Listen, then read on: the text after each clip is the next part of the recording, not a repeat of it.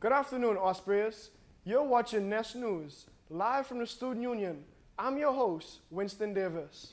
On today's show, we have a new prayer center by Interfaith, student government elections, and a sports update with Riley. Stay tuned and enjoy the show.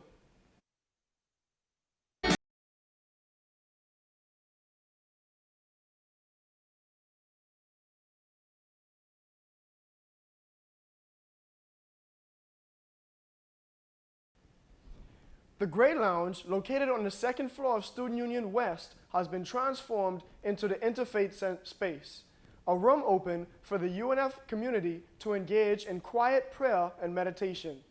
The new addition was created in a joint effort from UNF student government and the Interfaith Center after hearing needs from the Muslim Student Association for a bigger space to meet for group prayer.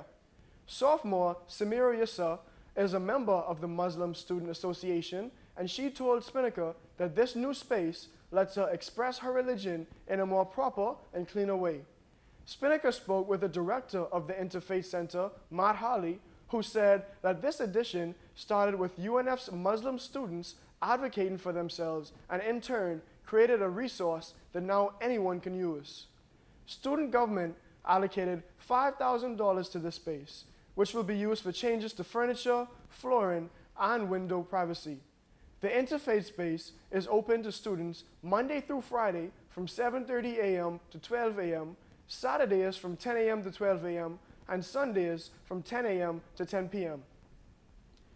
Student government elections are just around the corner, and the two veteran parties have begun their campaigns for the 20 open Senate seats.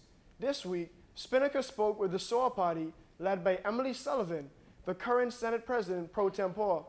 With the slogan, Soar to New Heights, the party has 3 initiatives that aim to capture its goals: safety, engagement, and accountability. SOAR wants to work with dining to expand the Osprey Cafe's hours, make CPR certification courses available for students, and introduce more mental health days, just to name a few. Tune in next week for when Spinnaker speaks with the Unity Party. Now to Riley for your sports update. The world of Osprey athletics is in full swing. Let's get into this week's action.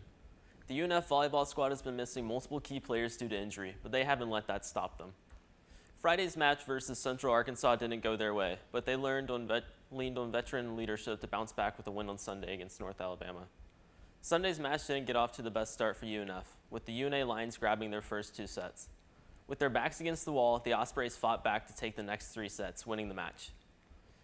Going from the court to the pitch, women's soccer pulled out a gritty road win on Sunday against Austin Peay. All it took was an early Ali Fakani penalty kick and some good defense to seal the deal in a 1-0 victory. That's all we have for this week. Go Ospreys. Thank you, Riley. In other news, the university sent out a statement yesterday clarifying fall break after classes were canceled a few weeks ago due to Hurricane Ian. Monday, October 17th and Tuesday, October 18th are non-instructional days for UNF students and faculty. The university will be open, but classes will not be held unless faculty members and students have made special arrangements to meet on those days. Now, on to the School of Communications for your weekly weather update.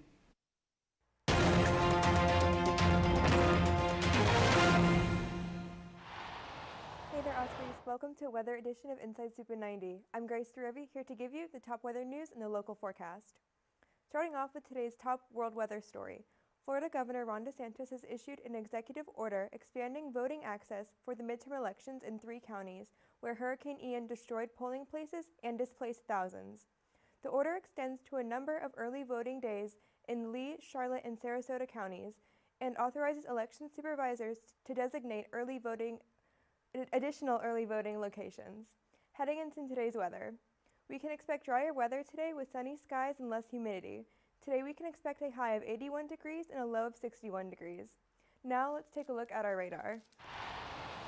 It looks like today is going to feature some dry and sunny skies due to a small cold front moving through the area. Now let's take a look at our forecast for the week.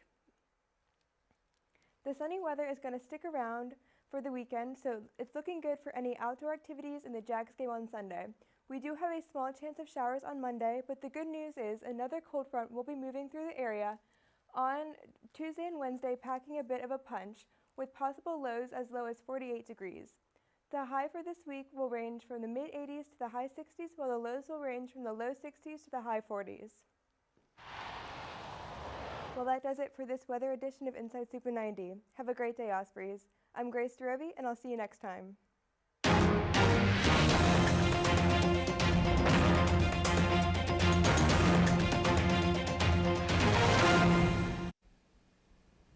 That's just about all we have for you today, Ospreys. Remember, consider donating to support college radio at UNF through the link in the description below.